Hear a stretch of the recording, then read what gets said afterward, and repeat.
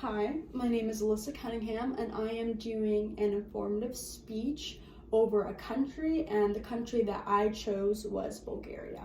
So, starting off with how I came about my speech, I was thinking about doing a speech over Finland, which I had visited before, and though I don't have a lot of knowledge over, I thought that maybe I could add some of my experience into it.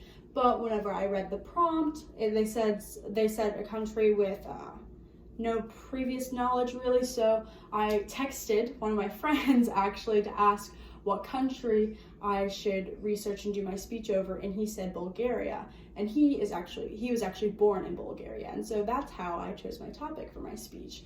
While researching about Bulgaria, I found out a lot of interesting things. They have a very beautiful culture, and they have a decently good economy, and their government is kind of similar to ours, but not quite. So first off with this speech, I'd like to start off talking about their economy. Now, they have a decently good economy, but they're still working to make it better. So with their economy, out of 0 to 100, they are ranked a 70.2 on the freedom scale, or the freedom economic scale. And that's the 36th freest country with economics in the 2020 index, actually. So now moving on to their culture. They have a very beautiful culture. They have some very interesting traditions. Actually, Bulgaria is very big into folklore, which is something that I found very interesting while researching about them. I don't know a lot of countries that are very big into folklore. It's actually an international festival that they host in August every single year. And so they're very into that, and they have a big turnout every single year. And so another thing that they're very big into is sports. Some particular sports that they're very into and good at are tennis, wrestling, boxing, and gymnastics. But the biggest one that they have is probably weightlifting. They have actually had some Olympic champions in this category.